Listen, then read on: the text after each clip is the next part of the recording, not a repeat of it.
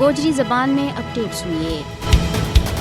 بھارت کا غیر قانونی قبضہ والی جموں کشمیر میں مودی انتظامیہ کشمیریوں کو بے دردی کے خون ڈول رہی ہے۔ بھارتی فوجیوں نے اپنی ریاستی دہشت گردی کی نوئی کارروائی کے دوران سری نگر اور پلوامہ میں اور 4 نوجوانوں نے شہید کر دیتا ہے۔ پچھلے 3 دنوں میں بھارتی فوجیوں نے 10 کشمیریوں نے شہید کیا ہے۔ حریت رہنما اور جموں کشمیر لبریشن فرنٹ کا چیئرمین یاسین ملک کی عمر قید کی جانبدارانہ اور غیر منصفانہ سزا کے خلاف مقبوضہ جموں کشمیر کے بیچ مسلسل ہڑتال ہے۔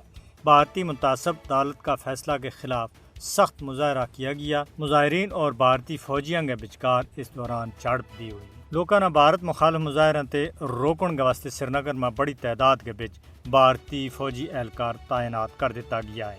یاسین ملک کا رہائشی علاقہ معصومہ میں کرامور چھاپا کے دوران 1 درجن سے زیادہ نوجوانوں نے بھارت مخالف نعرہ بازی اور مظاہرہ کا الزام میں گرفتار دے کر لیا گیا ہے۔ مقبوضہ کشمیر سمیت پوری دنیا میں مقیم کشمیریوں نے حریت رہنما یاسین ملک کی بھارتی عدالت کا طرف سزا نہ مسترد کر دیتا ہے، اور پاکستان نے بھی یاسین ملک کی سزا نہ مسترد کرتا ہوا کیا ہے کہ حریت رہنما یاسین ملک کے خلاف سیاسی انتقام کی کارروائی میں بھارت نے ایک بار پھر عدلیہ کو غلط استعمال کیا ہے۔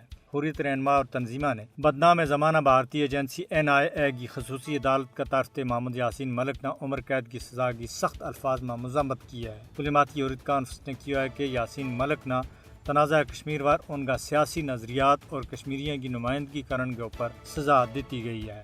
بھارتی عدلیہ کو جانبدارانہ فیصلوں نہ صرف کشمیریوں بلکہ مسلمانوں کے واسطے BJP کی انتقامی ذہنیت کو واضح ثبوت ہے، جس کے خلاف ہر باشعور شخص نہ کھڑا ہونا چاہیے۔ بین الاقوامی برادری نے یاسین ملک سمیت تمام غیر قانونی کشمیری نظربندوں کی رہائی اور مقبوضہ علاقہ میں انسانی حقوق پامالیاں نہ روکنے کے واسطے بھارت کے اوپر دباؤ سٹنا چاہیے۔